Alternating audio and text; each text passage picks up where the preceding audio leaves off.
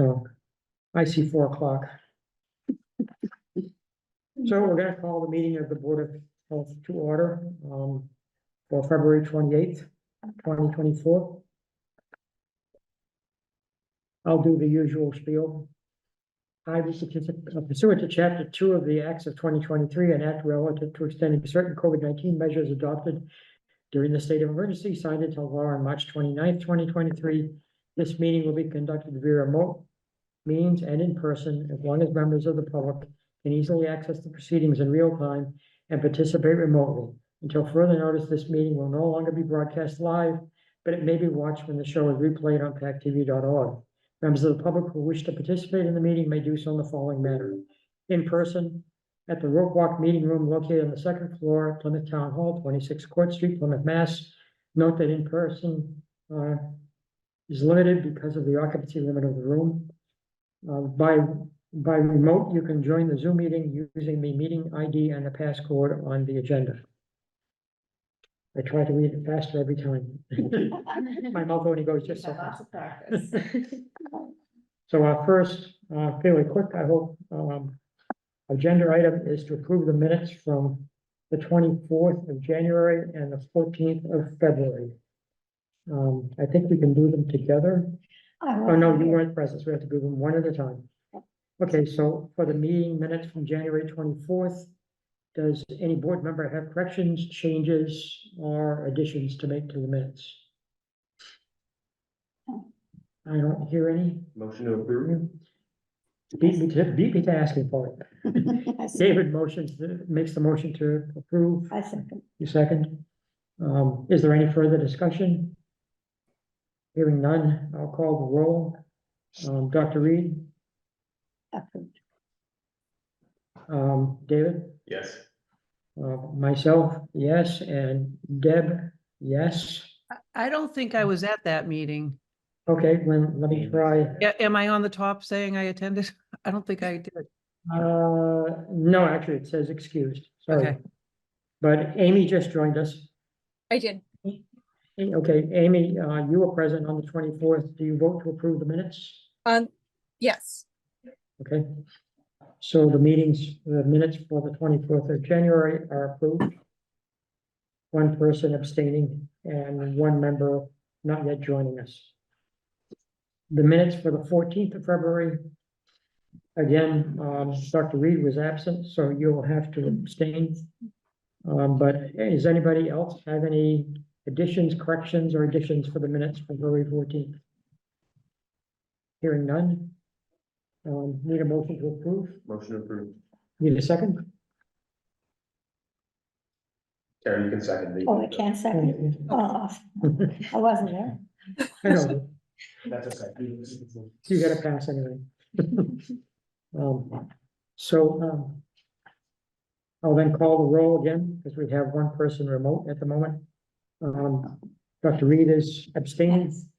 Amy, yes or no? Yes. David, yes or no? Yes. Deb, yes or no? Yes. And myself, yes. So the minutes from February 14th are approved. Should be noted that one member who was present is not yet able to join our meeting today. Then we have amended minutes, I guess is the proper term, from June 28th, 2023. I assume these have to be re-voted upon, correct? Okay. So does anybody have any changes to the amended minutes from the June 28th meeting? As you might recall, that's the one where we had to switch around the voting recorded because it was kind of deceptive. Okay, no one has any additional changes? Then I need a motion to approve. So moved. David makes the motion. I second. Dr. Reed seconds the motion. I'll call the roll one last time. Dr. Reed, yes or no? Yes. David, yes or no? Yes. Deb, yes or no? Yes. Myself, yes. So the minutes as amended for the June 28th meeting are also approved. Bear, you forgot about me. Oh, sorry. Yes or But no, I'm Amy? actually gonna abstain because I wasn't at that meeting. Okay. I'm looking at the. Yep, excuse Amy Palmer. Yep. So we just have to have one abstention. Next item of business is the septic variance for 17 Hyannis Road. Do we have Zach or someone different? We have Rob. Rob, Yeah, I think it's Rob. Yes, it is. Good afternoon, everyone. Hey, Rob. hello. You My can go name ahead is, with your presentation. my name's Robert DeWar here with Bracken Engineering on behalf of Daniel and Shirley Kelly. Is it okay if I share my screen here for everyone? Right ahead. We have a parcel here on Hyannis Road. It's 72 Hyannis Road here up in Manamet. It's a small parcel here, and it backs up to Indian Brook here on the left. So I'm just going to bring up the plan real quick. We have just a basic septic repair.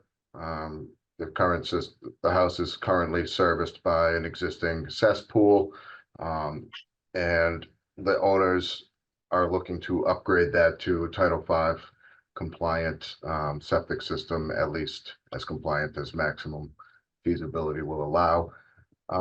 So they are proposing just to come out to a new 1,500 gallon septic tank, provided with a D-box and a single 3 foot by 2 foot trench, about 47 feet long here, that would reside in the existing driveway area. There are some resource areas, like I said, there's Indian Brook, and then actually there was a last minute request from Rich Vaca at Conservation to have a wetland scientist out there to delineate any bordering vegetated wetland associated with the brook, so there was flagged out, and so we have some additional buffer zones. This project was heard in front of the Conservation Commission last night, and it was approved through Conservation.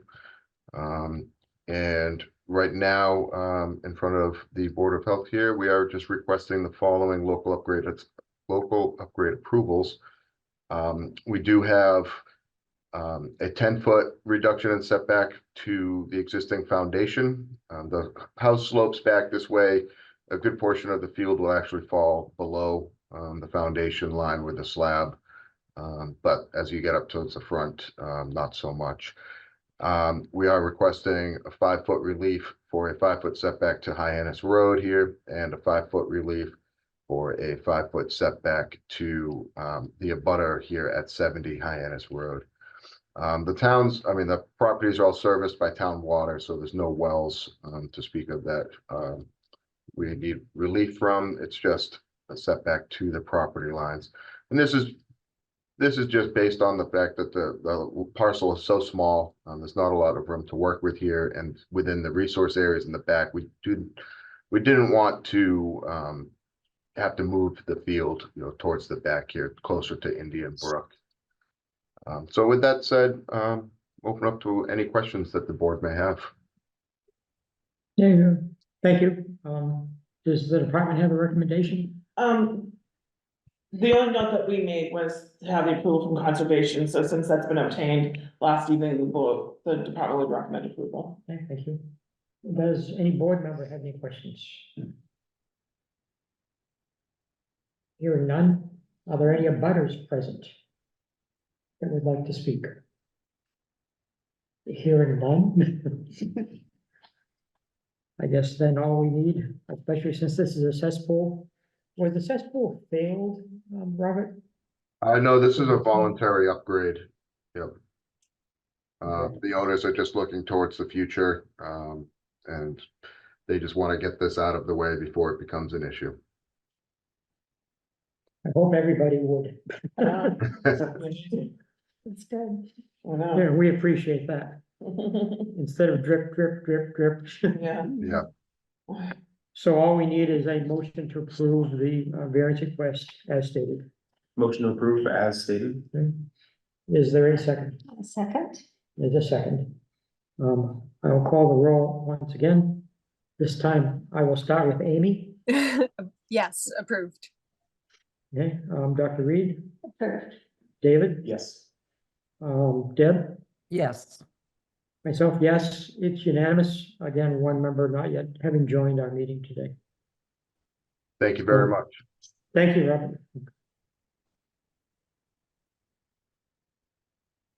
Hurry back and bring us some more cesspool replacements. I'll try. Let's see what we can do. I hope everyone has a great evening. Thank you, you too.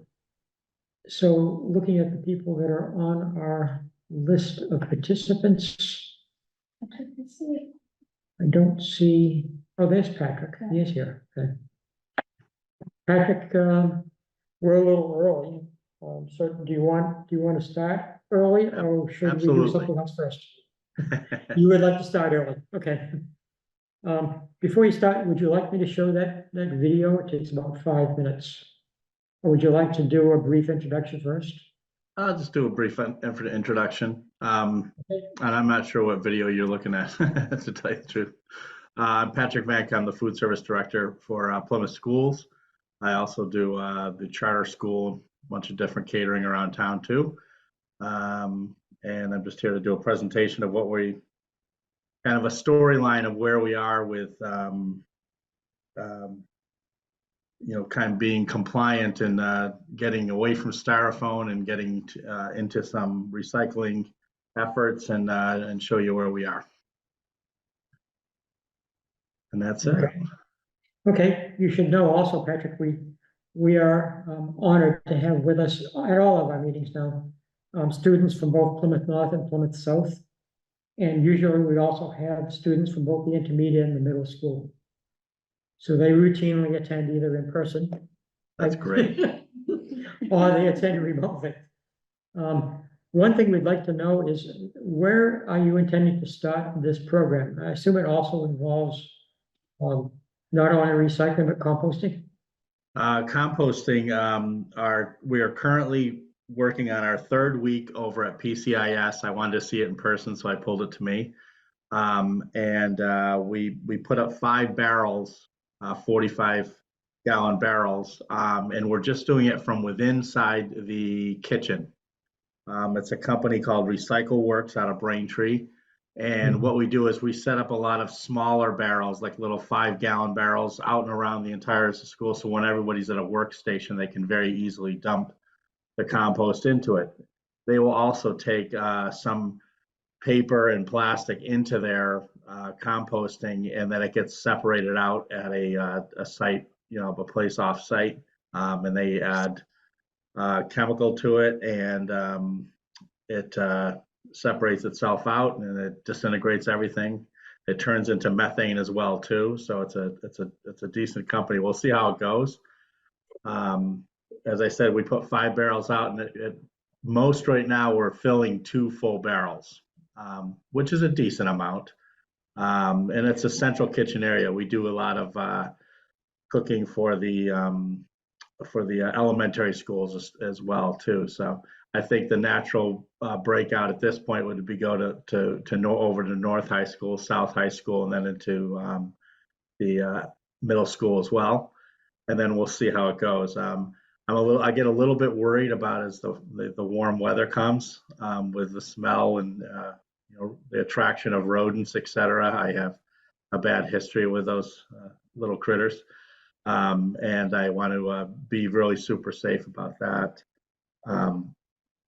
But along with that goes a lot of different things and movement that we're taking right now.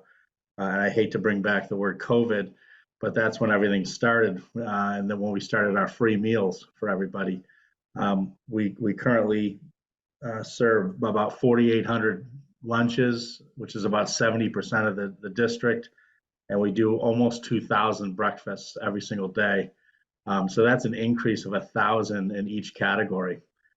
As a result of that, with COVID as well too, we shut down a lot of our dishwashers. So as a result of that, a lot of the grease traps became filled and solidified. And so I just replaced 4 grease traps. It's actually jackhammering into the cement and everything. And then having to move the dish machines too, we found out. that if you touch them and move something that's an antique, that it will completely fall apart. So I am now replacing two dish machines, one up at Federal Furnace and one all the way down to Indian Brook. So I know it's kind of a long, boring story, but that's where we're at with actually using trays, which I think is the ultimate goal. Getting away from the composting at all. We're using a Hatakmaki molded fiber tray right now. So we're very close to eliminating styrofoam completely from our purchasing. Tomorrow, as a matter of fact, we have a meeting, and we got a presentation on a company called Better Earth, and they've got all the fantastic ratings and everything on everything that we want. And it's like a full circle 180-day composting. And we're even looking at some of the silverware. I'll see how that works out, but it's like made out of bamboo. And the same with straws and everything else too. So the guy who came in really pitched a home run when he came in. So that's going to go on our bid this year, because I'm a member of the South Shore Collaborative bid. And so that will help out an awful lot too. And our goal is to do maybe 25% in the is paper products or these products, and then the rest is going to be stuff that we wash on a daily basis. And from there, hopefully we just keep moving forward. If anyone knows that we need help, obviously too, because along with the success of selling so many meals, we need more people to help us. And we've got 3 or 4 vacancies, and you throw sickness and everything else in it. We haven't been 100% in a long time. So. Yeah. Thanks, Patrick. Just to give you a little bit of history, we have in the audience tonight Ken Stone, who's very active with Sustainable Plymouth and other sort of environmental issues. And Ken and I and a former Board of Health member, Jerry Levine, I think certainly pre-pandemic, but probably quite a bit before that, actually went to Hingham High School, and we're giving a guided tour by, I think, the superintendent or assistant superintendent, the principal at the school. And we actually witnessed what you're about to see on this video. Are you familiar with what they do in Hingham? No, I am not. Okay, well, I think I can help you out then. So let me share the screen. And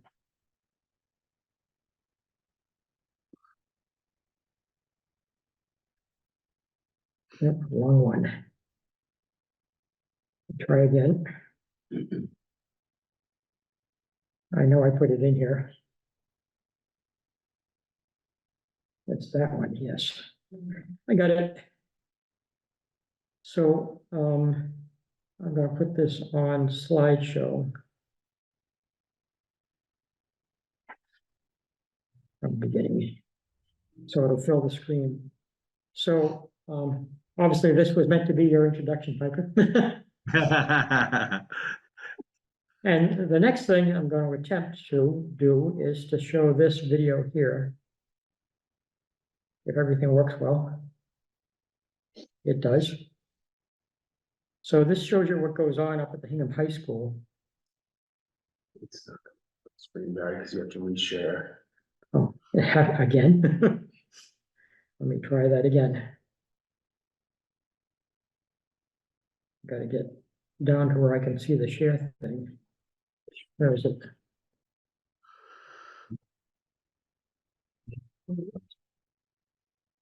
Come down here. Wait, it should be down here someplace.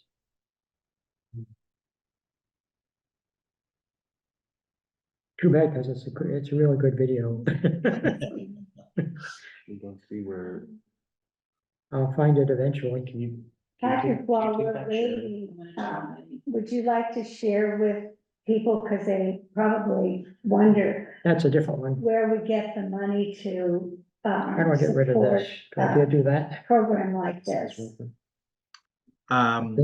All the money comes from our revolving account.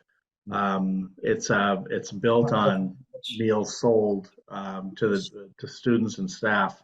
and we get a reimbursement back from the It's federal it's at the government bottom. and the state. Okay.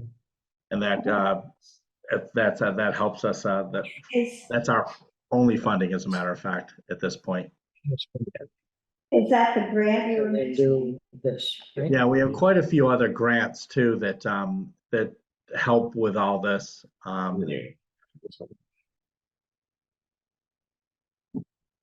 Sorry, Patrick, keep going. There we go, quite all right.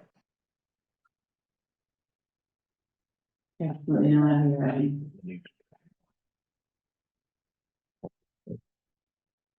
Was it? Where's the volume button for this? Just put your mouse over the video. I have it up if you Oh, it's the want. bottom, I see it. Yeah. It's from, Mm. it's all the way up. I have it. You guys want it up? Oh, Margaret's got it. Okay, go ahead. Okay.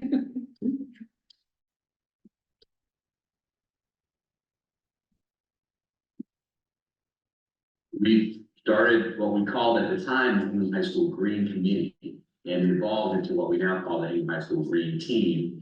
And so over the course of what's now over 11 years, coming into our 12th year, is really been an exciting story of growth and I think powerful impact on our school, on our students, and even for our community as well. Sure, the Green Team program, we provide activities and resources, posters, lesson plans, books, curricula, all kinds of resource videos to make it easier for teachers to help their students learn how they can reduce waste. The Mass DEP Green Team has helped the Hingham High School Green Team with their recycling program, their composting program, and with idle reduction out front. One of the important things that the Green Team has done is establish systems so that waste reduction and composting become just habits that the kids have, and that to not do them, you sort of have to go out of your way. And so a lot of that is trying to get teachers to use lessons or take their curriculum and see how they can kind of address environmental issues. And so some of the lesson plans and ideas from the Department of Environmental Protection's Green Team's website have been helpful inspirations, either, as their direct lesson or as a springboard to, more closely align with what the teachers are teaching. And so that's been very helpful. Each school is unique and really needs to tailor a program for its own needs. And so by just providing the basic equipment, they can use it however it works for them. A lot of it is educational and trying to continue to deliver a good solid education about why this stuff matters so much. We knew that if we could change anything quickly, we wanted to get rid of those styrofoam trays. And within a couple of years of our green team, we did succeed in transitioning our trays over to compostable trays, so that now they all are destined for compost. We do have volunteers who are taking the food scraps from the cafeteria each day and bringing that out into the compost area. As educators, we know that experiential learning is what sticks. And so by having this experience of students getting their hands dirty, seeing the whole cycle, that's something we feel that will have one lasting impact on both their educational experience, but also will translate hopefully into their daily lives. That's really neat to see. Not only are we helping students learn, here's the right thing to do with your waste, or here's ways to reduce waste, but also here's ways to achieve whatever goal it is you want, and here's how to become a young leader. Close to 80% of our students will at some point participate in this last trash competition because their team has been assigned a day to make sure that people recycle and compost the way they're supposed to. And the teams get into it, they're wearing their jerseys, and then it also carries over so that the next day they'll remember that, oh, I was just standing here telling people what to do. Now the next day when I'm just bringing my lunch up, I'm putting everything in the right place. And it helps to build those habits, but it does it in a fun way that makes an impact and it's durable. Hingham High School is a model school. I mean, as far as the recycling is concerned there, right? I mean, that cafeteria is a machine, okay? And there's actually people inspecting the barrel and they're making sure things get sorted on a daily basis. And they have the compost buckets outside, okay? And that compost is rich. They were actually selling that compost and they would, get some funds for the student activities. It's so socially conscious, that school, that anywhere that Rick may see an opportunity to save or to reduce, they would try to implement. What I look for in terms of recycling program or energy efficiency programs is cost neutrality. I believe that if the cost savings from it can pay for the activity, then that's a great benefit. It's a great benefit to all. Being green is gonna save you green. And that could be a great motivator for a lot of people who may not initially be inclined to care very much about environmental issues. But even if your focus is just on the bottom line of how much your school district is spending, making progress on environmental issues can make a huge difference. And we showed that, at least in one way, by demonstrating that environmental initiatives promoted by our green team had reduced the amount of waste going out to dumpsters every week by enough that we could have those dumpsters emptied less frequently. But waste diversion certainly is happening all over the building as well. It's happening in classrooms, it's happening in restrooms, it's happening even on our fields as well. Winning the green ribbon, getting that federal recognition several years ago was a real moment of pride for the community. I think helped us to move this idea of the way we prioritize sustainability and our consciousness around environmental issues right to the forefront of who we are. And I think it's really essential for any school in the 21st century. This has been one of the most rewarding parts of my job over the past decade. It really has. For me as a school administrator, it's given me an opportunity to work with some of our most idealistic, most energetic, most promising students who are going to go on to change the world. 8 tons per month. Great.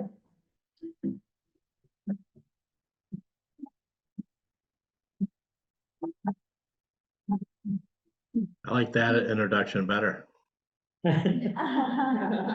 Well, we were impressed when we saw it. Yeah. So. That's great. I think I know the food service director over there. Kim is her name. I'll take a run up there and see it firsthand as well too. And they're very accommodating and they welcome people to come in for tours. That's great. Good. I don't recall, maybe Ken Stone does, but I don't recall a smell or waste problem or rodent problem at all. No, they did a fine job of containing that, controlling Yeah. that. It's a matter of you do the composting more than anything else. Susan, I do have a question. Needs to come up to the table. You have to come to the table because otherwise the Zoom won't, the owl won't see you. The owl does not see owls. Here, just take a seat. Hi, Patrick. Hi, Ken. One question I have is with the fiber trays. The issue with Hingham is that and with the type of composting bins they have there, you can't really compost those in those bins.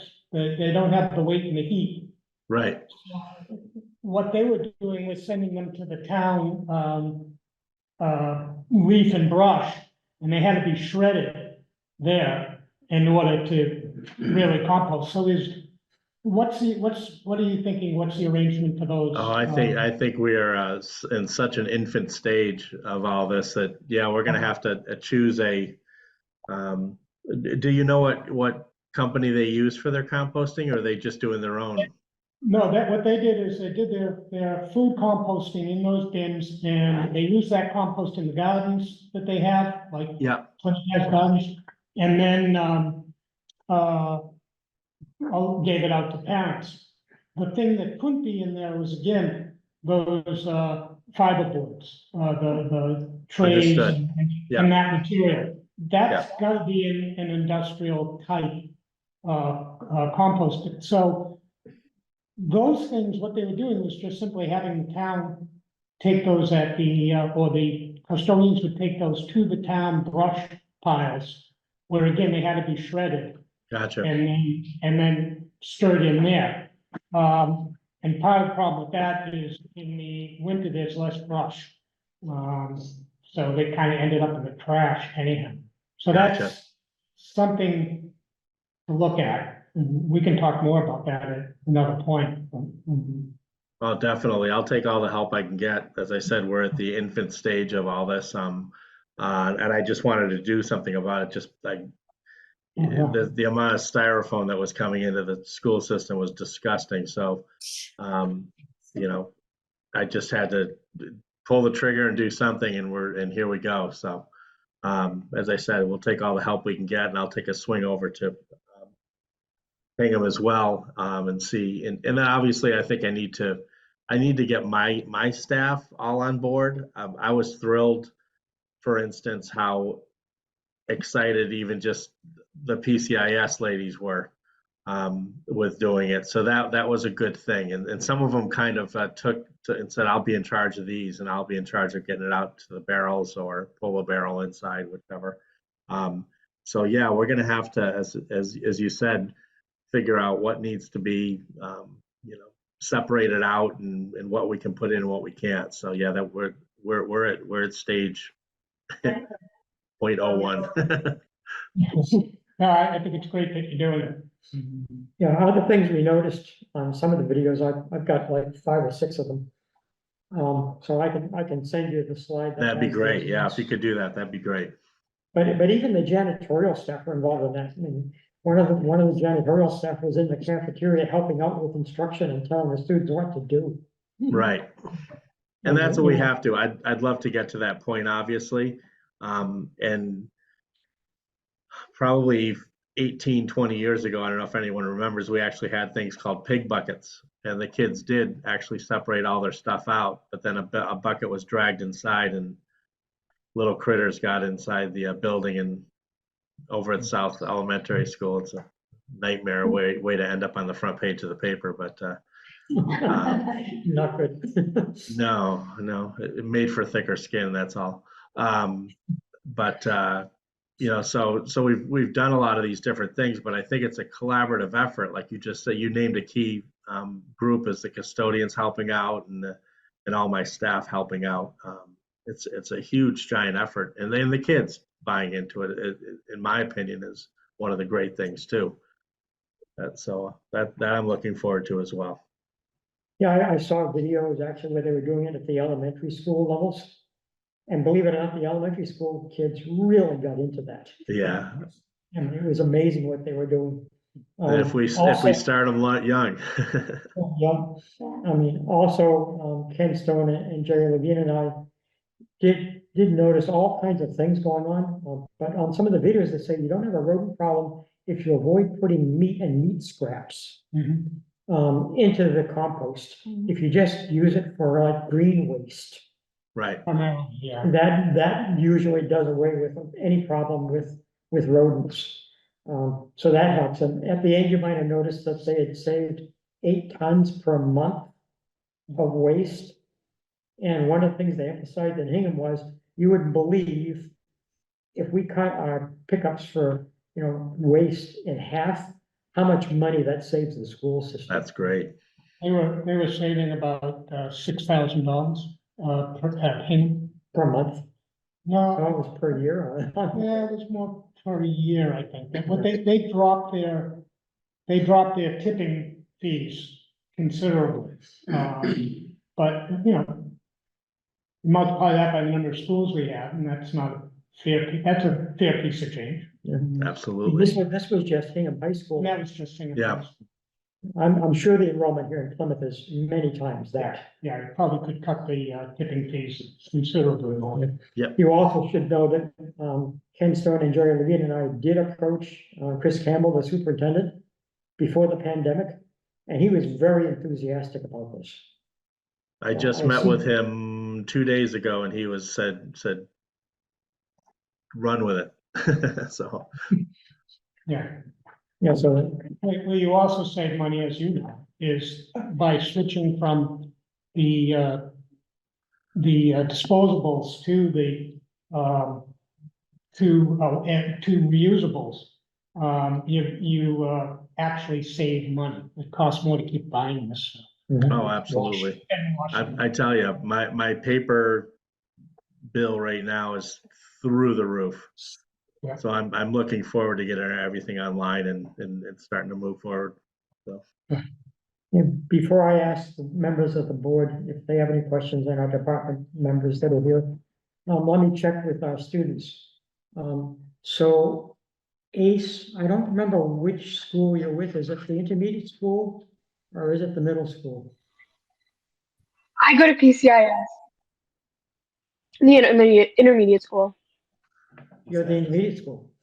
Have you noticed this going on there? I haven't, but I don't eat my lunch in the cafeteria. I do it in the library, so that's probably why. So I'm not the best person to talk to about this. So if you can, to spread the word at the school about what's going on and the advantages of it and how students could be involved, I think it would be Yes, appreciated. I will. And Ace, you have to come and see Mhm, me I will do sometime. my I'm right at PCIS. Okay, I will. I'll have to come and see. Yes, Addison, you're at Plymouth North, and I guess that's gonna be on the list eventually. absolutely. Do you know anything about this at all? Aside do from what you not. just showed? I do Well, not, good, not I'm yet. starting to get the word out. Would you be, interested in being involved in this? Yeah. Perfect, good. You can see, just who's on the screen that you should look up. Yes, perfect. How about you, Lauren? I haven't heard about it until today either. So getting the word out is something that we find is a big problem usually here in Plymouth. But there are ways to get things out. I know that Plymouth South, I assume maybe Plymouth North have their own TV facility.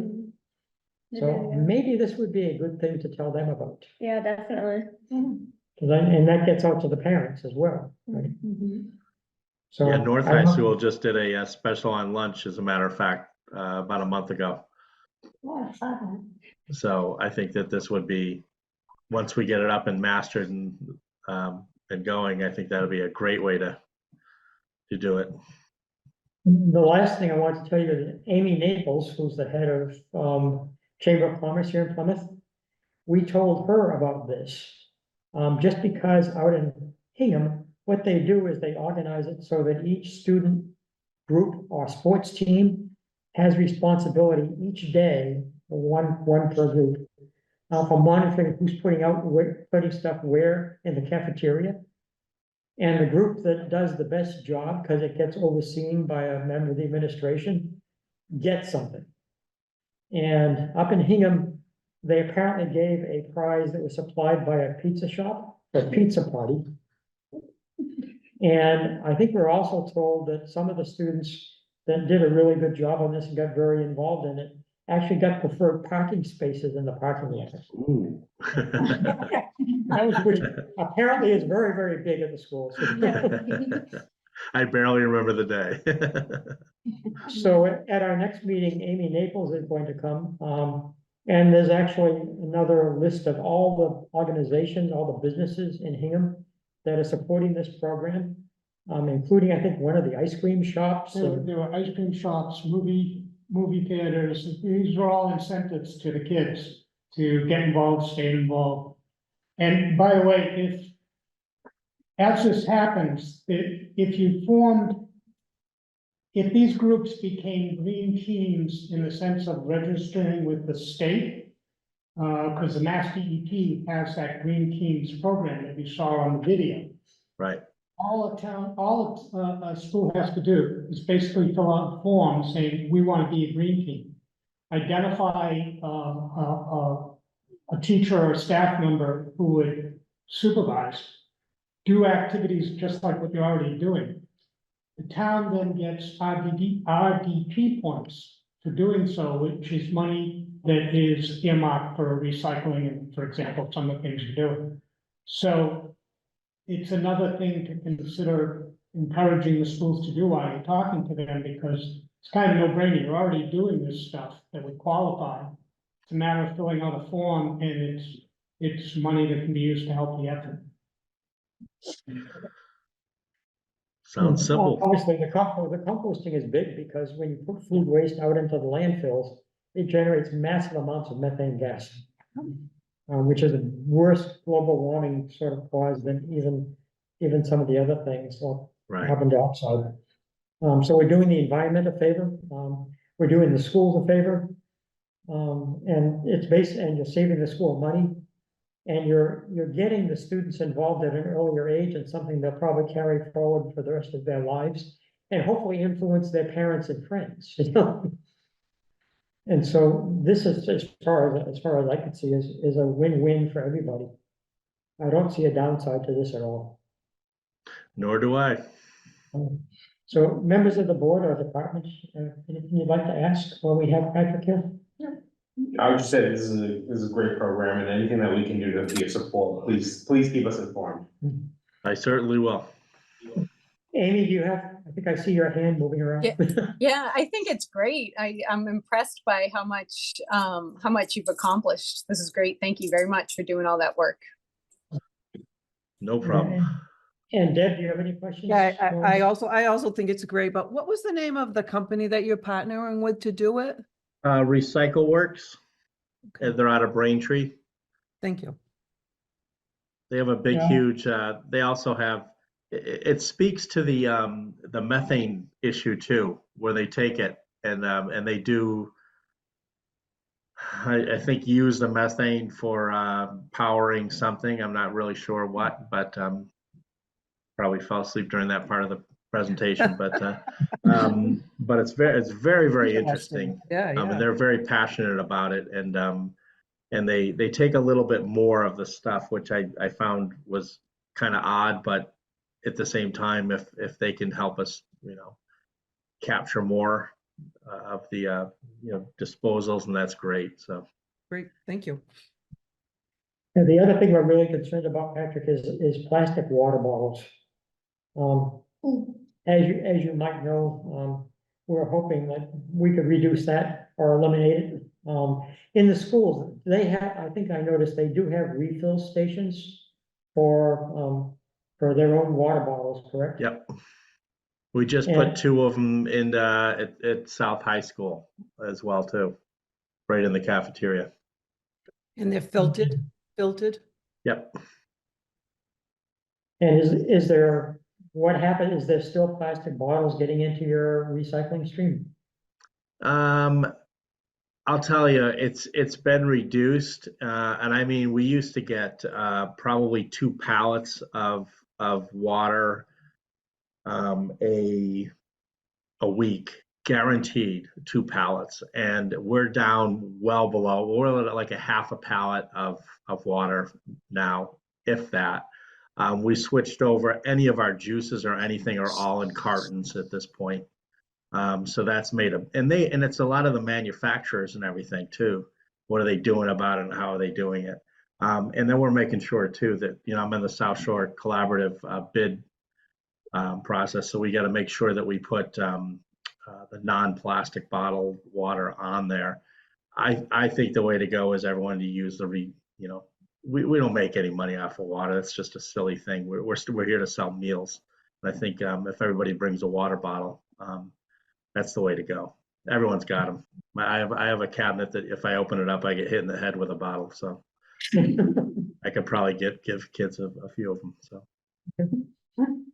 Any other questions from anybody? No? I have a Right question. there. So Patrick, I'm really impressed with what you're doing and as excited as you are about it. I know you mentioned at the school meeting about hydroponics. How are they going? We just it's a hydroponic farm that we have, and it's all self-contained, and it has 288 little holes for plants that we can grow. And we just had our first harvest, as a matter of fact. And we took all the lettuce and we gave it to, there's a backpacks to home for kids over at Hedge Elementary School. So we filled, there were 36 bags of lettuce that went home for fresh produce for the kids. We're growing now. We just did a whole thing of basil, 2-gallon bags of it, went over to North High School, as a matter of fact. There's nothing like adding, herbs and spices to food that's so bland, it's ridiculous. It goes from cardboard to something delicious. But that's our goal, to start doing that. I have a lofty goal is, I think it's 48 of the machines makes an acre of land. So I just met with my boss this morning. He's like, where the heck are you going to put them?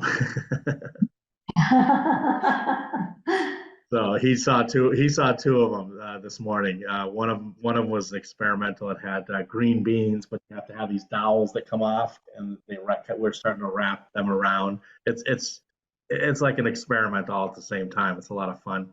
And it was great to see the produce actually just prior to vacation go home to somebody who could really use it. So, but yeah, that was that's one of the many different grants.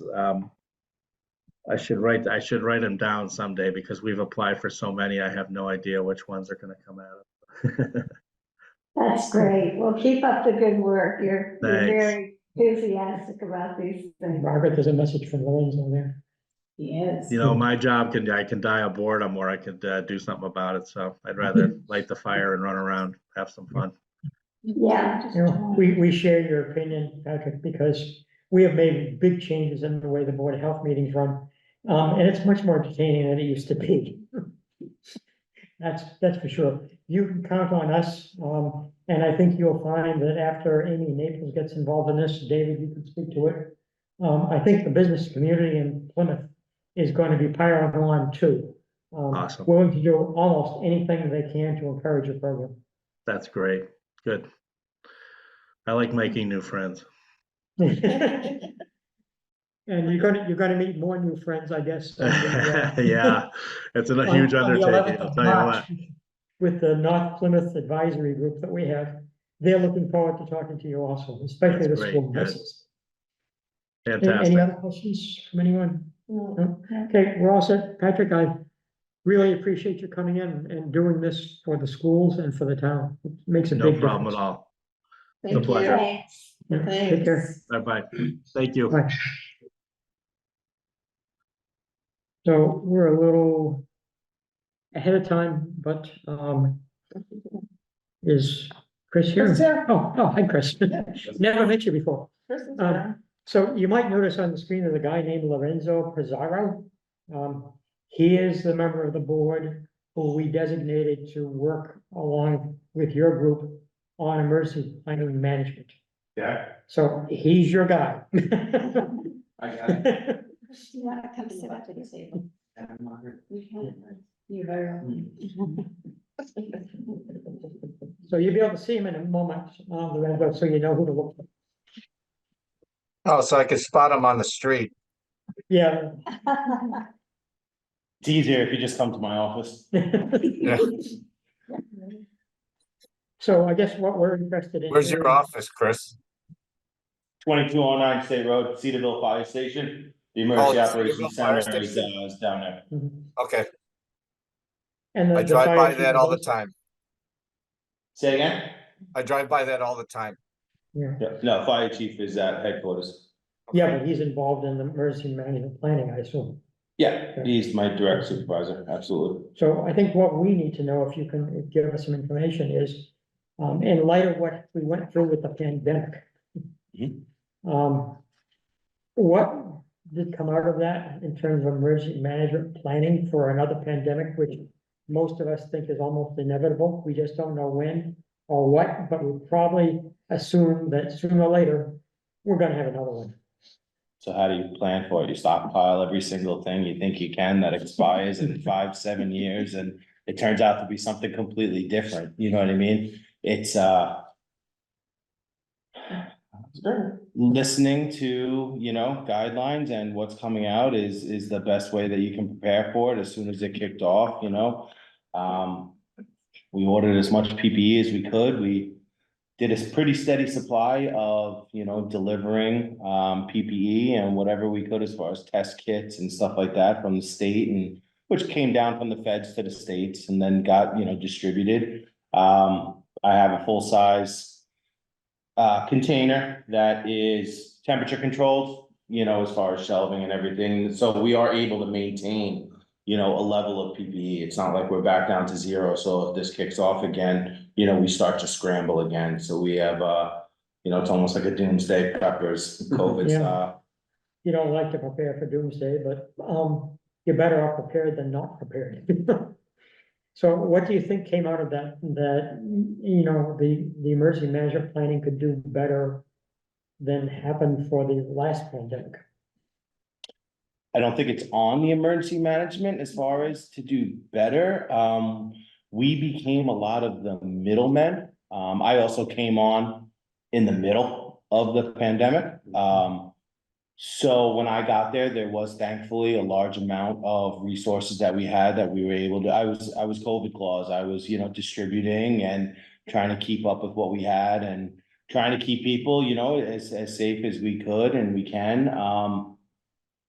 But I also think it's up to other departments and divisions as well to stockpile things that they think will help assist them and, stay safe as well.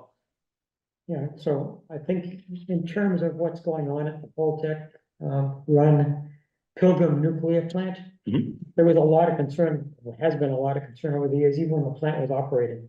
What would happen, what are the dangers involved from having that so close to residential areas in Plymouth? One of the things I believe happened was it sodium iodide, potassium iodide? No longer available. No longer, No longer? no longer. So that's no longer in No stock. longer. No. As soon as it got decommissioned, the state decided not to do that any longer. So what happened to it? It's no longer there, Oh, sir. it is. It's gone. It's gone. It's gone.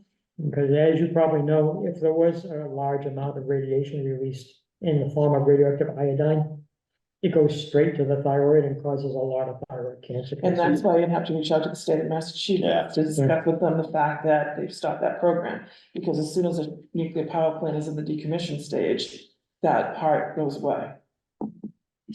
You So- can buy it though. Yes, you can buy it. Yeah. on Amazon. Yeah. Person. Of course you can buy it, sure. Absolutely. But we used to have it Yeah. in the. We used to have health it department. stockpiled, Yeah. yep. And Yeah, it doesn't go bad. Basically, it's a chemical that doesn't change.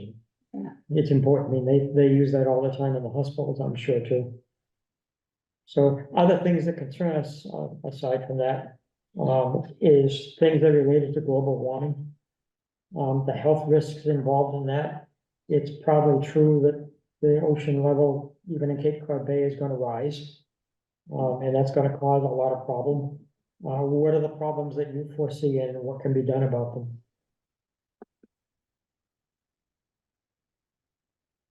A lot of the problems, flooding, obviously, we have a lot of bodies of water, it's stuff that a lot of different planning departments and different departments are gonna, marine environmental, I can only manage the emergencies that are present. It takes a lot of collaborative effort to get a lot of different groups together to plan for some of those, bigger events. The ordinary climate issues that we deal with, are the warming shelters, the cooling, shelters, for the most vulnerable population. We know we're gonna have 100-degree days in August. So we already have predisposed locations that will act as cooling shelters where, residents can, if they're affected by it and they don't have central air, where they can power their stuff and, they can get out of the heat as far as, warming stations in the wintertime. If it's not necessarily at the level where we have to operate a shelter, we have pre-designated stations and those are the big climate issues that I deal with on a day-to-day basis. And you have supplies for the shelters and for people to actually be housed overnight? I do, as well as when I do it, we get the Red Cross involved, and when the Red Cross is involved, they run it. So I have a Red Cross trailer at my office that is not at my disposal, it's just the Red Cross stores it there. But when they send their volunteers, and we also have town volunteers as well as town supplies. I think Chris is being very modest, so I'm gonna jump in here if I could through the chair. Chris has the responsibility, and he does an amazing job at putting together tabletop exercises for all of the departments in the town, so that all the departments are prepared for any type of emergency. Yes, of course, we're dealing with climate, flooding, heat, things like that, but one of the biggest things facing all municipalities today, cyber attacks. And Chris has put together a tabletop exercise for all of us to deal with what would happen should we have a cyber attack in the town of Plymouth. So I think he's being a little bit modest and not quite sure. Well, no, because it's not up to one person to plan everything You're right. for the town when life is a choose your own ending book and there's multiple chapters. So it takes those tabletops and it takes all the department head info, the division head info, and it takes, where you run through scenarios and you hope they never come to fruition. But the first time that an emergency happens isn't the first time you want to meet people. You have these things set up and then each layer of it still has a choose your own ending. So it's just to get people thinking and get some policies and procedures in place for different types of events. And yes, the cyber one is coming up shortly, 2 weeks. Yeah, and I think that the communication piece of it too, that Chris, and I have to say, when I say Chris, it literally is Chris. There's I'm it. nobody else. I am the emergency management Yeah. division. There's no one else, so I'm not being flip when I say Chris. You don't even have an admin anymore. I do not have It an really admin is. anymore, no, Chris. no, Isn't that kind of uncommon for emergency management planning? no. We are actually one of only 3 communities that have Actually have one. a full-time emergency management director. It is a collateral duty of a fire chief in other towns and municipalities where sometimes they do it or they delegate it down to others within their ranks. But we are fortunate enough to have a full-time. Good. And the other thing I think we worry about as a board a lot is all the septic systems. And worse yet, cesspool systems, some of which are pretty darn close to water bodies. And that's a major issue, and I think it's already happened. You know, where flooding occurred, was it down at Plymouth Beach? And it actually flooded the surface absorption system, and you don't want that happening. Correct. And again, though, that's more of a different department's avenue, lane than mine. Yeah.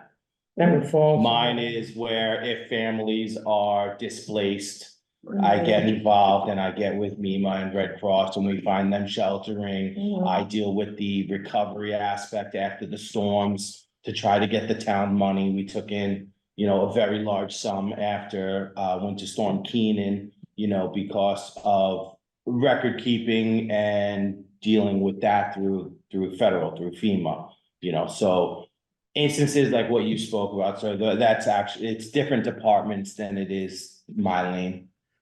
Yeah, that would fall partly on your department, Karen, I guess, right? Yeah, absolutely. I mean, when that happened at Taylor Ave, we talked to the homeowner, like we advised them what they needed to do. We offered it alternative shelter for them since they couldn't utilize their septic system. But it's also a big part of our picture too, is, you know, the research that we've done to identify homes that have septic systems that are within 100 feet of a body of water.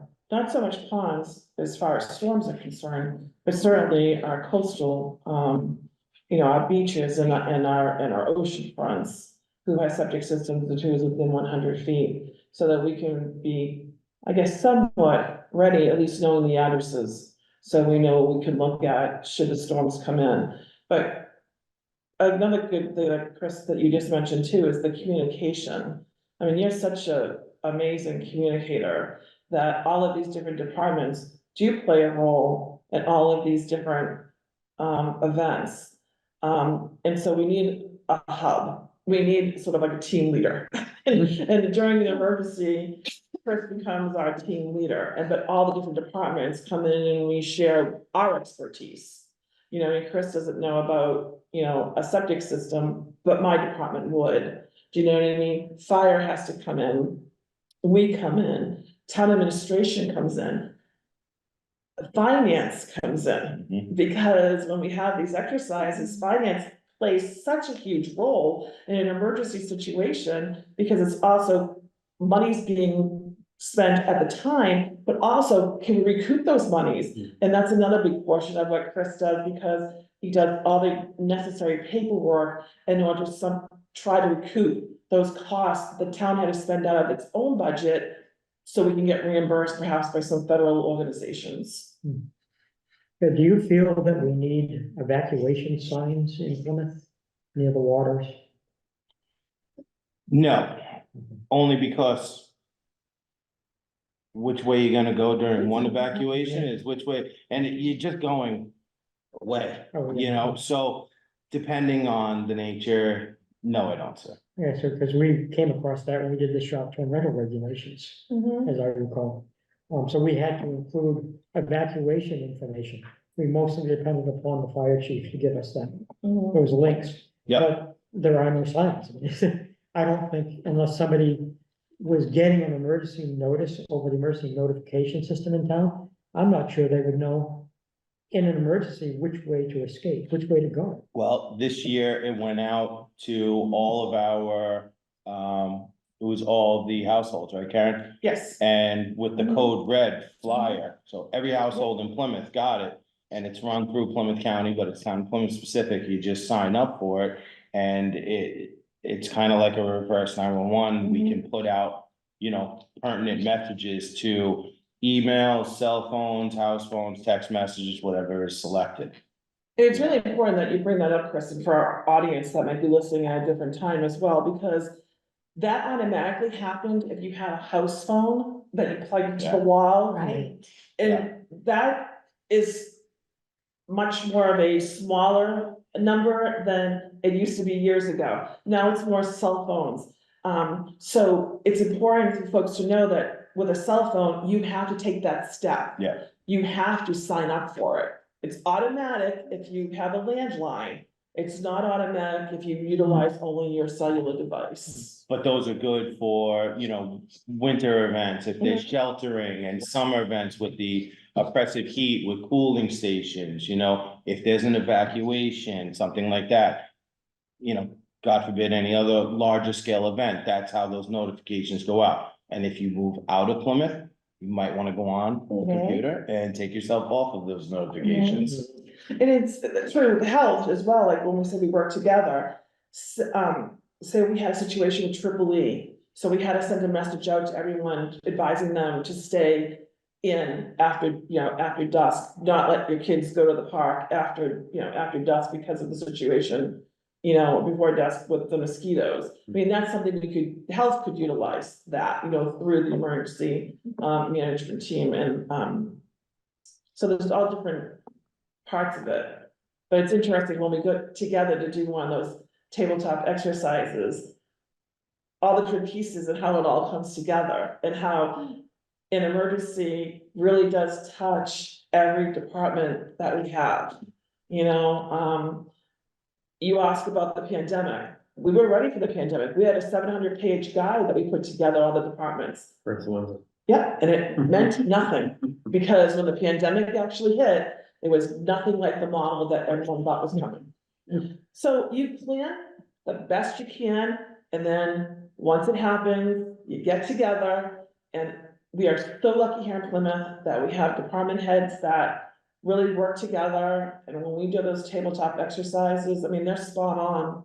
They really are. And Chris keeps up with, like I said, the most recent activities that are a threat. And that's what emergency management is. It's what is the threat to our residents? And currently, unfortunately, one of the biggest threats is cyber.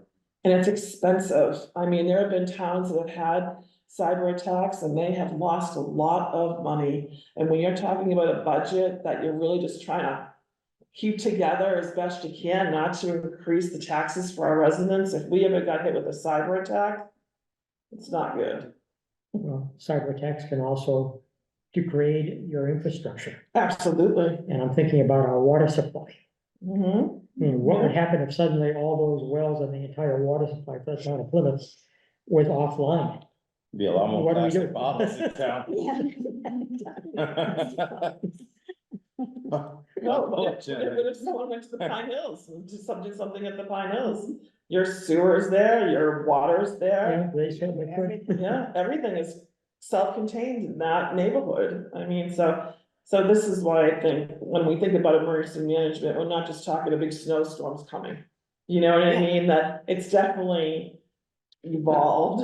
That's also why we do have a comprehensive emergency management plan that I maintain in my office, and different departments have had different buy-in, you know, with it. And, you know, it is a document that is up through the town administration, as well as the, you know, the all hazards, you know, mitigation plan. You know, those are the two big things, you know, for myself. Okay, well, let me ask Lorenzo. Lorenzo, do you have specific questions that you'd like to ask Chris? No, this is a great introduction to that. I know that, Chris, you, from an organization standpoint, you report up to Chief Foley, correct? Yeah, Okay, that's correct. cool. Yeah, I saw some of the documentation prior to this regarding the analysis that CPSM did and those recommendations, but I don't want to belabor that fact. I mean, that was a good analysis that was, I think, a year ago, a little over a year ago that was Yeah, I believe published. so. Okay, Yeah. but no further questions. Okay, thanks, Liza. Just memorize his face and his name. I'll swing by Cedarville one time. I'll Sounds send good. you an email just to give you a heads up. And I mean, I swing by there all the time on my way home to work. Go upstairs and bug the fire guys, don't worry. Okay. Anything else for Chris? No? Okay, well, thank you for coming in, Chris. We need to maintain contact Sounds good. as much as we possibly can. Bye. South and north. From the south, Wait, yeah. senior. Oh, it's awesome. My kids do that. Oh, really? Thanks, Chris. Yeah. My brother might know. Yeah. I think we have 5 minutes that I set aside for public comment. Hello. Hello. Chris, would you like me to I Have a nice night. We will. don't see anybody's name. No. That might be a member of the Bye, public. Chris, thank you. See you. So I guess public comment is going to be ignored. I just checked your email just to make sure, Okay. nothing. Okay. Crickets from the public, that's what we used to. Karen, would you like to go ahead then with your directives? Sure, I have a couple of things tonight. I wanted to remind folks, I don't know if anyone's gonna be watching this in time, since March 1st is quickly approaching us, but, the RFPs for the Health and Human Services National Opioid Settlements are due on March 1st. I'm really looking forward to seeing, what groups come through, what their plan and what their plans are for the grant money. I think it would be very exciting to see some of the programs that can roll out with these funds. And I have to say again, kudos to the town of Plymouth because, we really do have a comprehensive plan on what we're planning to do with that money, and a lot of towns don't. And I think that we really give a lot of thought to the best way to roll out those funds, and it's coming to, the important part, where now the folks in our audience and in our town can submit their ideas. I know we talked about this last year, so it got posted again this year, and I thought it was important to also point this out, because first of all, the good news from Massachusetts report card regarding, with the American Lung Association for tobacco control. Massachusetts is doing great with smoke-free air, with, flavored tobacco products and, prohibiting them, as well as the town of Plymouth. Access to, other services and also taxes. However, you can see that we get an F, as we did last year, in tobacco prevention and control program funding, and this is the reason why. The state of Massachusetts brings in tobacco-related revenue, $692 million, of which $6,294,468 goes to tobacco control programs. That's it. That's a very small amount of the money that's Yeah. actually generated Yeah. from the sale of tobacco going to actual funding to help with tobacco control programs. That's why we get an F. But can we do anything about that as the Plymouth Board of Health and the public health? No, we cannot. Who sets that percentage? The state. yes, State legislature. yeah. So unfortunately, Set 1%. we don't have control over that. What we do have control over are the scores that are high in the state of Massachusetts. They're also high for Plymouth. We're doing all of these things. So the good news is we here in Plymouth are doing everything that we can. The bad news is our state needs to increase their support of programs so that we can improve that F. The second page, just has some more highlights, about the Massachusetts state highlights for tobacco, different things that the American Lung Association is calling for Massachusetts. They want to increase the comprehensive tobacco control program funding for prevention and cessation to the level recommended by the US Center for Disease Control and Prevention. That would help us bring that up. They would like to see Massachusetts increase the tobacco tax by a minimum of $1 per pack and tax non-cigarette tobacco products at a comparable rate. And prevent rollbacks to tobacco control funding, smoke-free and tobacco prevention laws. So those are some things that the American Lung Association would like to see Massachusetts do. So I just wanted to share that with you, but also to see that, you know, here in Plymouth, we've really done a lot. I'm a member of the senior task force, which I've mentioned before, so I have a little update for everybody. Last night, the senior task force went before the select board, and the select board voted unanimously to support the age and dementia friendly community designation for Plymouth. So what does this mean? This means that, for the past year, we have collected data, for all people in Plymouth, not just seniors in Plymouth, all ages. We did, forums, we did, key, groups. We also sent out a survey, of which there's a 36 or 39% return rate, which is really unbelievable when you do a survey.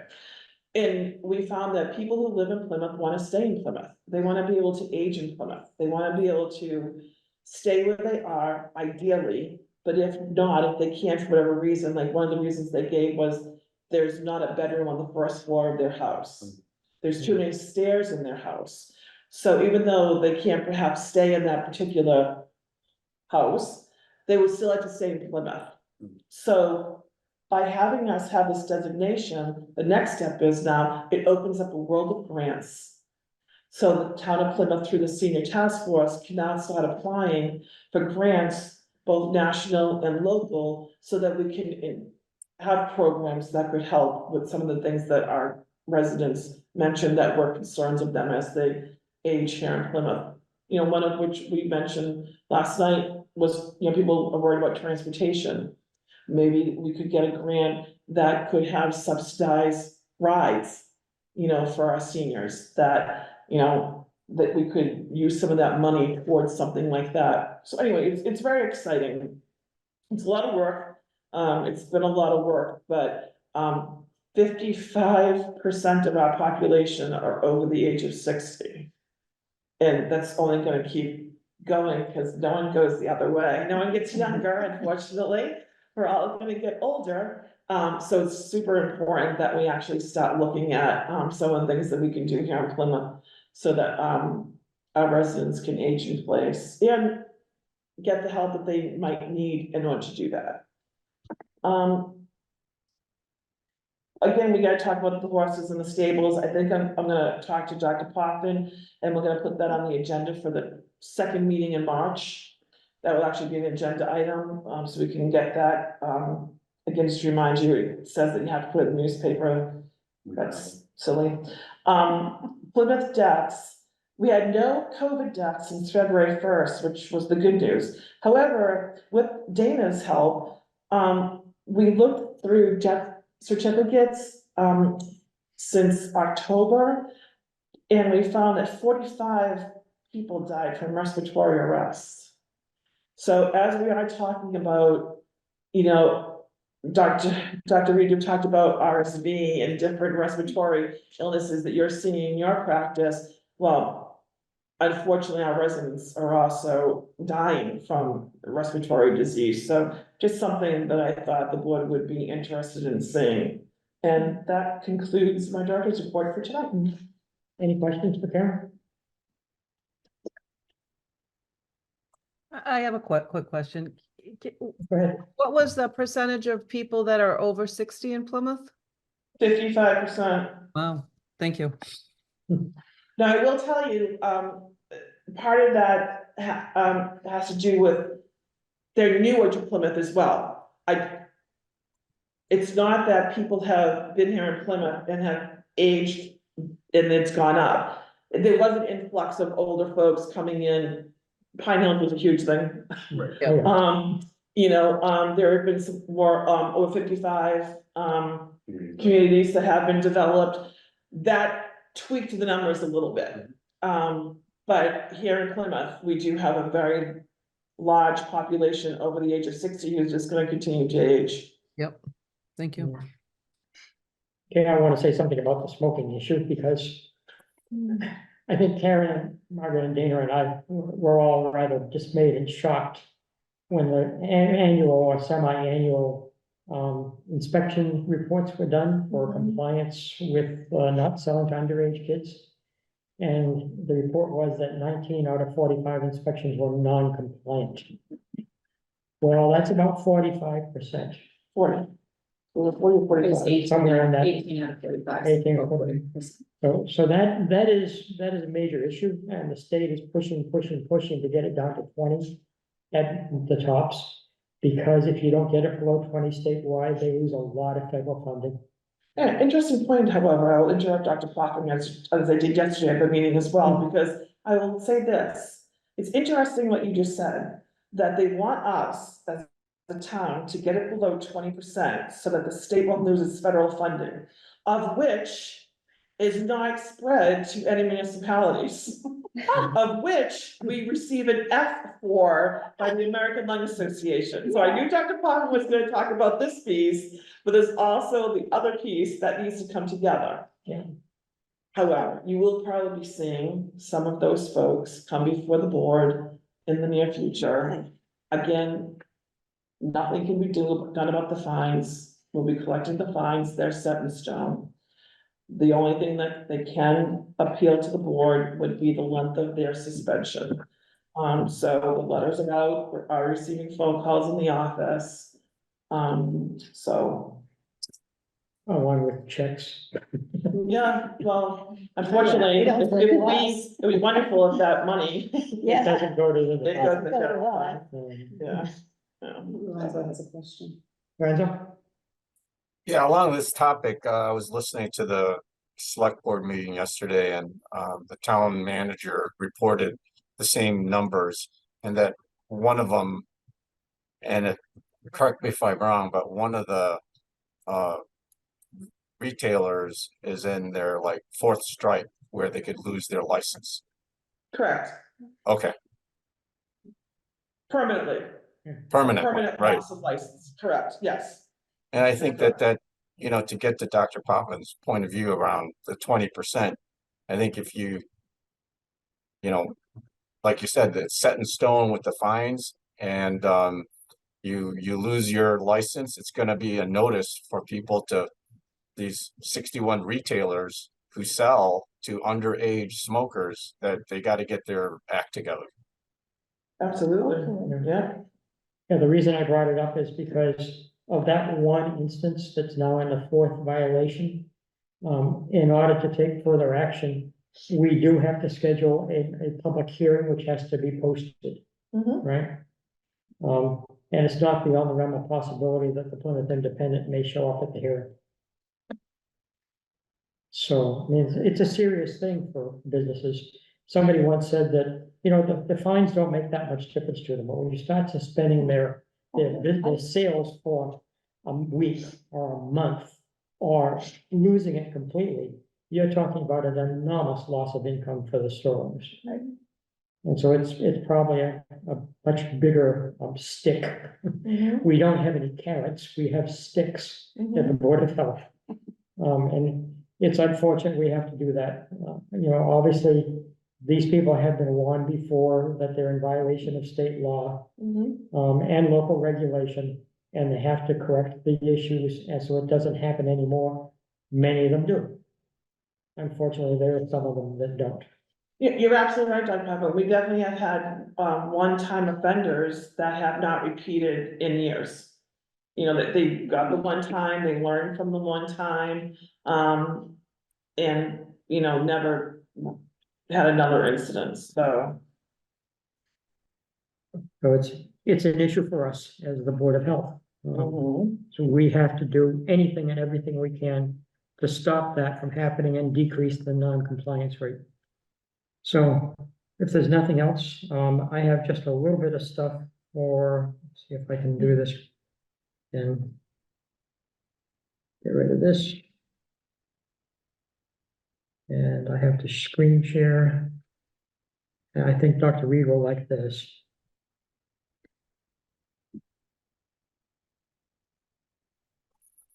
So I'm gonna go way down to the bottom of this because we already went through most of this, but get down to this. Yeah. This is a big problem. It's a huge problem. Yeah, the UK, Um, England is having. from current side. Florida. Here, yeah, Florida. You try that again, I don't think it worked from the current slide. Yeah, that's the best I can do for you at the moment. So if you look at this chart, this is the number of measles cases per year. And this is as of, as you can see, February 22nd in 2024. And so you can't gather much from the 35 cases so far. And this is from the CDC, and it's not just from Massachusetts, except that last year there was 58 in the whole year, and this year there's 35 in the first couple of months. So if you extrapolate this, there's going to be a bit of a problem, I would say. So more information about measles, and people don't think about measles much anymore because it sort of went away. But in a given year, more measles cases can occur from any of the following reasons: increased number of travelers who get measles abroad and bring it back into the US. Of course, to do that, generally speaking, you have to be unvaccinated. It can further spread in US communities with pockets of unvaccinated people, and the pockets of unvaccinated people are increasing over time. So they found 35 measles cases so far in 15 states. Just by comparison, during the whole year last year, they found 58 measles cases in 20 states. So other things, it's a little small, but I wanted to emphasize this. It's an extremely contagious disease. It is airborne. It is caused by a virus. The incubation period, which I didn't know, is very long. It takes 10 to 12 days after you're initially exposed for symptoms to appear. Most people know that there's a rash associated with it. Most people initially assume there's nothing wrong except a cold until the rash shows up 3 to 5 days after the initial illness symptoms appear. And even then, most people, including some doctors, don't recognize a measles rash anymore because it's rare. You don't find it very often. Infected people stay contagious for 4 days before the rash, and after 4 days afterwards. Sounds like COVID. Yeah. Pretty much. Yeah. In Philadelphia, they had the outbreak in January caused by a 7-month-old infant who got the disease while traveling abroad. And contrary to the advice of doctors, parents brought the child to daycare. Good move, right? In Florida, a 3rd grade student with no history of international travel diagnosed with the disease spread it to other students. Less than 52% of the children in Broward County in Florida had received recommended immunizations. And the CDC says to prevent outbreaks, you need 95% of the people vaccinated. And even the Surgeon General in Florida told parents that, oh, if your child gets measles, you don't have to worry about it. They can go to school and go to daycare. They're having measles parties. I know. We used to have that as children. Yeah, they're having measles parties where, like, if a neighbor's child has measles, all the other neighbors are bringing their kids over. Yeah. Why? Well, because supposedly you get infected and then you're immune. Yeah. That was the theory. Or get That was vaccinated. before vaccines. Yeah, But now they're doing it even though vaccines are available, that's what I'm saying, that the vaccine's available, what? because they won't take vaccines. Right. Right. So the side effects from the vaccine are rare, usually transient, not serious. First vaccine was introduced in 1963, which in my case at least was why my mother made sure I played with my brother when he came down with measles, because she wanted me to become immune. And sure enough, I got measles. So just for those people who think it's a good idea to get the disease, measles can cause an encephalopathy. It's coming. And so you're not only affecting the body, but you're affecting the brain. No, yeah, lots of stuff happens. I mean, Yeah, it's not just a matter of. the other thing about the rash, which is interesting, is that the rash starts on the face and it progresses downward. So if your child or anybody starts getting a rash on their face first, and then you notice it on the trunk, and then that's measles. It works its way down. It works its way down, and then it fades in the same way. But that's the big hint. And just to let people know how effective the vaccine is, they estimated, according to the World Health Organization, that vaccination for measles prevented 56 million deaths worldwide between 20,000 and 2021. Wow. Before introduction of measles vaccine and widespread vaccination, major epidemics occurred about every 2 or 3 years, caused 2.6 million deaths a year in the world. Yeah. I mean, this is an incredibly bad viral disease. The disease, however, this is your thing, can have extremely serious consequences, including rare neurological infections and death. 1 to 2 children per 1,000 infected die from the disease or its complications. In rare cases, these symptoms that are very serious can emerge in years after infection. Measles can lead to things, especially in children under 2, such as blindness, encephalitis or inflammation of the brain, severe diarrhea and related dehydration, ear infections, and severe pneumonia. If a woman catches measles during pregnancy, this is dangerous for the mother and the child because the baby will be likely born prematurely with very low birth weight. Measles is also a virus they just discovered that knocks down part of your immune system. So there's recent evidence if you have measles, it increases susceptibility to other infections. An even scarier thing is this in addition to immediate death from measles, there's something called subacute sclerosing panencephalitis. Can manifest years later. It's progressive neurological disorder, is dominant for 6 to 8 years before the symptoms show up. Usually includes personality and behavioral changes, disturbances in motor functions, and blindness. Most children that get this die between 1 and 3 years later. So, as is my usual procedure, when I find something that scares the hell out of me, I want to make sure everybody knows about it. So that's, It's so preventable. it is. And the vaccine now is just MMR, which is measles, mumps, and rubella. They're all pretty serious diseases, can be prevented by one vaccine, I believe. You get it twice when you're a child? Twice. If you had measles at some point, or German measles too, I guess, you do have some degree of lifelong immunity. I don't think anybody knows if the immunity wears off. I don't think we do because people don't have it. Right. And if you notice that graph, there's no surprise in the fact that the number of measles cases dropped precipitously early in the COVID pandemic. Why? Everybody was wearing masks and isolating if they were sick. Wash their hands. So I hate to end our little Board of Health meeting with, oh my gosh, news. It's important. But I did, and I hope a lot of people watch this recorded version. Is there any new or old business for anybody? Does anybody have more questions about measles that I will probably refer to Dr. Reed? Any questions? Lorenzo? Yeah, I had a question. So, we've been talking about the whole tech piece. I've seen some reports in the media around the evaporation.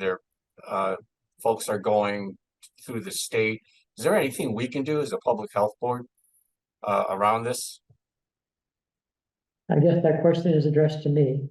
Yeah, no, I mean, better than, in terms of new business, I wanted to speak to it as, open meeting law, but rather than emails, but, they're looking to the state to take action. What is a local board of health if we believe that this is detrimental to public health in the area, downstream from, or the nearby residences that are possibly affected by the evaporation and what's being evaporated? Or do we wait for some reports to come out? The short answer is, Lorenzo, yes, there are things that local boards of health can do, especially the one in Plymouth. because we're in the same town as the Pilgrim nuclear reactor. We were told recently, at a meeting I was attending, where the Attorney General's office from Massachusetts were present, that, apparently Holtec has agreed to remove or turn off the submersible heaters around the end of March. And that shortly thereafter, when the volume of water is reduced enough, they are going to put the remaining water in a device called the porous, which apparently can be sealed shut. So at that point, further emissions of the radioactive nuclides that are coming out of the stack should cease. In terms of what the boards of health can do, according to MAHB and Cheryl Sabaro and Mike Hugo, boards of health, especially the one here in Plymouth, can issue an order of correction. And if you do that, you can order them to reset the temperatures that the submersible heaters maintain in the water, which is full of all kinds of stuff. Instead of to 95 degrees, which causes very rapid evaporation, down to 50, which would slow the evaporation rate and still keep the water from freezing. So if they fail to stop the use of the submersible heaters, the Board of Health might be called on to do that. A more drastic option is the Board of Health also has the capacity to issue a cease and desist order. In either case, Board of Health might be subject to legal action by Holtec. But as I keep telling everybody, our mission as a Board of Health and as a department is to protect the health of our residents. And we do not have in our directives any mention that we should also at the same time protect the financial resources of a major corporation like Holtec. And also, for the second meeting in a row, I've been designated to replace one of the NDCAP meeting members, so I will be once again attending as a member of the NDCAP group at the end of March. And if they should say that they decided to leave the heaters on, I will have some rather biting words to put on the record. So does that answer your question, Linda? Yeah, and then operationally, what's the process for an order of public nuisance? From a Well, board perspective. Well, it's not a public nuisance. It's an order of correction or a cease and desist order. Okay. It's a little bit different. In order to do something like that, I'm sure we would have to schedule a public hearing. Because that's a major action by the Board of Health, I would think. No, you don't. No? It has to be on the agenda. It has to be posted on the agenda. And I would advise if you were gonna vote on something to say a vote may take place or something like that, but you don't have to hold a forum. And the other thing you would have to do as a first step is you'd probably have to consult with town council. Because it potentially could lead to legal action. I think. Probably, yeah, I mean, you could formulate what it is that you want to do and then run it by town council, or you could have, town council present. I mean, there's lots of different ways you can approach it. So, yeah, there's things we could do. The reason we met with the Attorney General's office at the state level was hoping that they would do something like that. But as we often find out, when the state has the power to do something, they're more often likely to just say, oh, well, this is a matter for the local boards of health and local health departments. Well, I think they were hoping to go the other direction too, and do it federally. Yeah, but then they keep mentioning, well, this is really within the prerogatives of the NRC. Because they're empowered to take action to regulate nuclear material and radioactive material. And there's some debate about whether or not the NRC's rules and regulations preclude the state or the local officials from doing something that would contradict the NRC rules. And I don't know if anybody knows that. But yeah, I'm sort of in the middle of this. Doing my best to serve as the Board of Health authorized me to actually represent the Board of Health on the NDCAP meetings. And I'll continue to do so as long as is necessary. Any other hands up? Yeah, one last thing, I think, I don't know, I'd like to make a formal request to put, just a request to put this topic on the agenda for the next meeting, potentially making a motion, to take action. So I'd like, that would be my request, it's up to the favor of the chair and as you set your agenda, but that would be my formal request. Okay, so noted. If we're going to do that, I would probably also invite town council to join the meeting. Because you have to be conscious of the risks involved in doing that for the town. And I might also invite the town manager. So we could do any of those. I haven't seen Derek for quite a while, but I'm gonna see him tonight anyway. He's giving a presentation out at Pine Hills. Yes. And the last time I did that, I showed up and he referred some questions to me, so. So if there's no other new or old business for anyone, then I would ask a member of the board to make a motion to adjourn. So move. Dr. Reed makes the motion. Is there a second? Second. Guess that was Amy. Yeah. I will call the roll. Deb, okay. Dr. Reed, yes or no? Yes. Amy, yes or no? Yes, please. No. David has left because of other. I'm still here on yeah. Zoom and I say yes. Okay. I thought you had left us. Multitasker. Lorenzo, yes or no? Yes. Myself, yes. Deb, I assume yes also. Yes. It's unanimous. The meeting is formally adjourned at 5:36 PM. Good night. Have a good Good night. night.